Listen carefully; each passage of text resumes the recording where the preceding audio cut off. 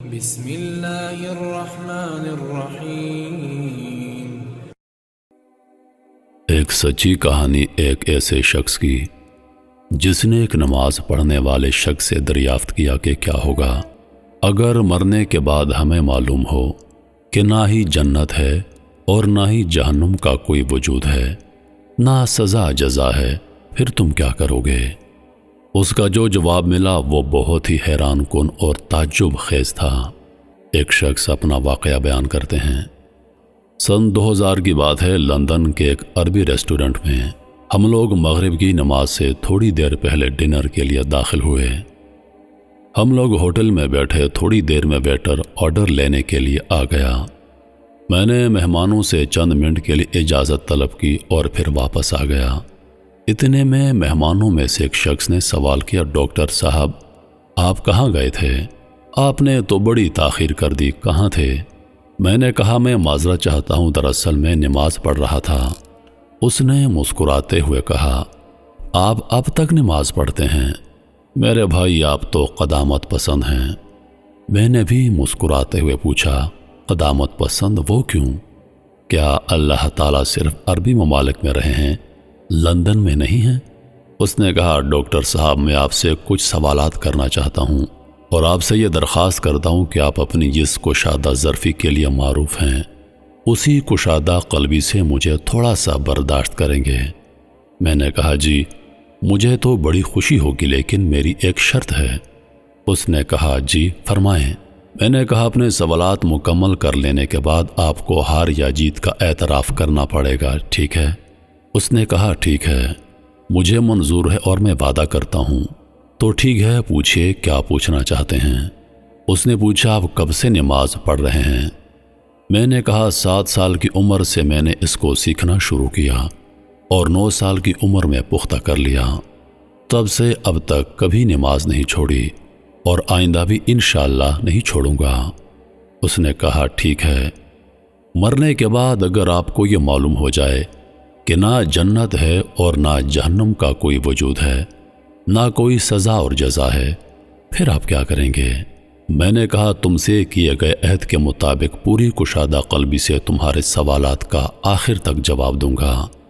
فرض کریں نہ جنت ہے اور نہ جہنم کا کوئی وجود، نہ کوئی سزا اور جزا ہوگی، تو میں پھر بھی یہ عمل کروں گا، اس لیے کہ دراصل میرا معاملہ ایسا ہی ہے جیسا حضرت علی رضی اللہ تعالی عنہ نے کہا تھا کہ الہی میں نے تیرے عذاب کے خوف اور جنت کی آرزو میں تیری عبادت نہیں کی، بلکہ میں نے اس لیے تیری عبادت کی کیونکہ تو عبادت کے لائق ہے۔ اس نے کہا، اور آپ کی وہ تمام نمازیں جس کو 10 سال سے آپ پابندی کے ساتھ پڑھتے آ رہے ہیں، پھر آپ کو معلوم ہو کہ نمازی اور بے نمازی دونوں برابر ہیں، جہنم نام کی کوئی چیز نہیں، پھر کیا کریں گے؟ میں نے کہا، مجھے اس پر بھی کچھ پچھتاوا نہیں ہوگا کیونکہ ان نمازوں کو ادا کرنے میں مجھے صرف چند منٹ ہی لگتے ہیں، چنانچہ میں انہیں جسمانی ورزش سمجھوں گا۔ اس نے کہا، اور وہ روزہ خصوصاً لندن میں کیونکہ یہاں روزے کا وقفہ ایک دن میں 18 گھنٹے سے بھی تجاوز کر جاتا ہے۔ میں نے کہا، میں اسے روحانی ورزش سمجھوں گا، چنانچہ وہ میری روح اور نفس کے لیے اعلیٰ طرز کی ورزش ہے۔ اسی طرح اس کے اندر صحت سے جڑے بہت بڑے فوائد ہیں جس کا فائدہ زندگی میں مجھے مل چکا ہے، اور کئی بین الاقوامی غیر اسلامی اداروں کا بھی یہ ماننا ہے کہ کچھ وقفے تک کھانا پینا بند کر دینا جسم کے لیے بہت مفید اور نفع بخش ہے۔ اس نے کہا، آپ نے کبھی شراب پی ہے؟ میں نے کہا، میں نے اس کو کبھی ہاتھ تک نہیں لگایا۔ اس نے تعجب سے کہا، کبھی نہیں؟ میں نے کہا، کبھی نہیں۔ اس نے کہا، اس زندگی میں اپنے آپ کو شراب نوشی کی لذت اور اس کے خمار کے سرور سے محرومی کے بارے میں کیا کہیں گے؟ میں نے کہا، شراب کے اندر نفع سے زیادہ نقصان ہے، اور میں سمجھوں گا کہ میں نے اپنے آپ کو اس نقصان دہ چیز سے بچا لیا ہے اور اپنے نفس کو اس سے دور رکھا ہے۔ چنانچہ کتنے ہی لوگ ایسے ہیں جو شراب کی وجہ سے بیمار ہو گئے، اور کتنے ہی ایسے ہیں جنہوں نے شراب کی وجہ سے اپنا گھر بار، مال و اسباب سب تباہ و برباد کر دیا ہے۔ اسی طرح غیر اسلامی اداروں کے عالمی رپورٹ کو دیکھنے سے بھی یہ پتہ چلتا ہے کہ وہ بھی شراب کے اثرات اور اس کو لگاتار پینے کے انجام سے متنبہ کرتی ہے۔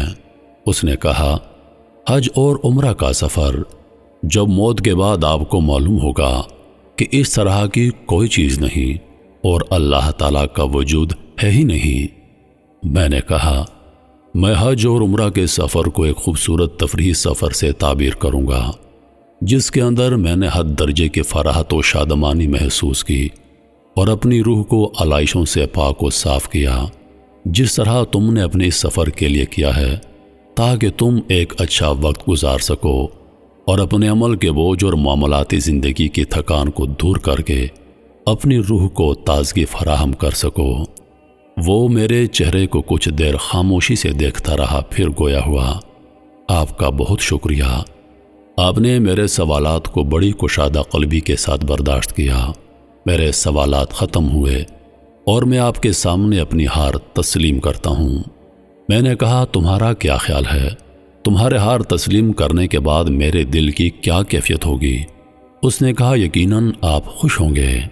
میں نے کہا، ہرگز نہیں، بلکہ معاملہ اس کے بالکل برعکس ہے، میں بہت دکھی ہوں۔ اس نے تعجب سے کہا، دکھی؟ وہ کیوں؟ میں نے کہا، اب تم سے سوال کرنے کی میری باری ہے۔ اس نے کہا، فرمائیے۔ میں نے کہا، تمہاری طرح میرے پاس ڈھیر سارے سوالات نہیں ہیں، صرف ایک ہی سوال ہے، وہ بھی بہت سادہ اور آسان۔ اس نے کہا، وہ کیا؟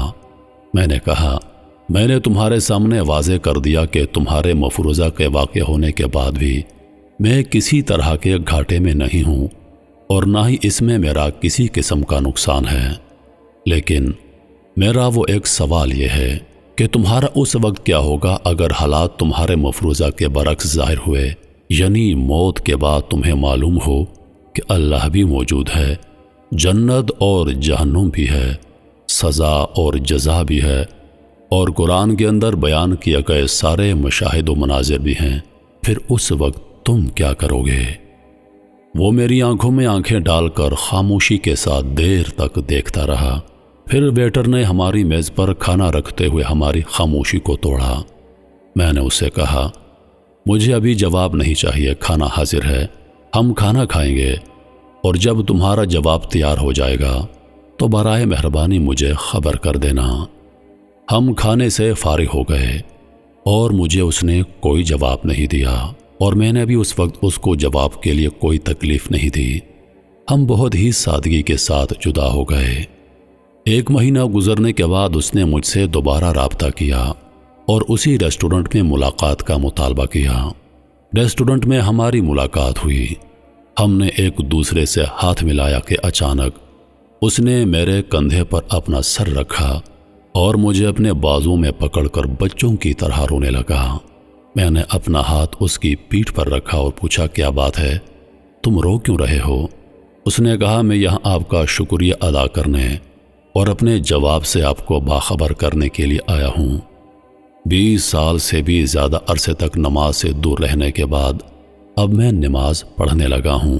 آپ کے جملوں کی صدائے باز گزشت میرے ذہن و دماغ میں بلا توقف گونجتی رہی اور میں نیند کی لذت سے محروم ہوتا رہا۔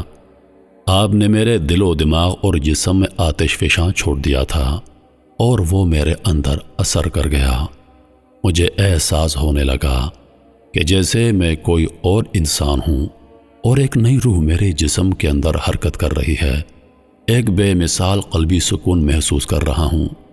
میں نے کہا، ہو سکتا ہے جب تمہاری بصارت نے تمہارا ساتھ چھوڑ دیا ہو تب ان جملوں نے تمہاری بصیرت کو بیدار کر دیا ہو۔